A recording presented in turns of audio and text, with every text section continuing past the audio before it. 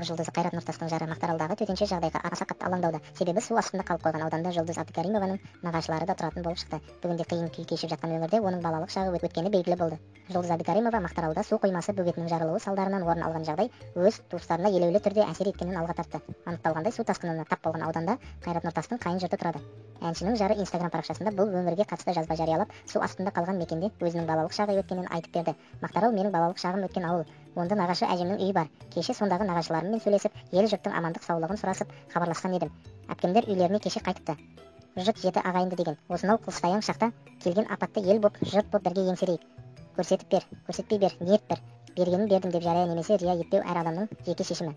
Кешелі бүгін Мақтаарал жұртшылығына тоннала тамақ гигиеналық заттар жіберіп жатқан қайырымды жандардың ісін Алла сауаптан жазсын. Мұсылманның ең мықты қорғаны дұға деген. Қасиетті айда ел амандығы үшін дұғада болайық, деп жазды Әбдікәрімова.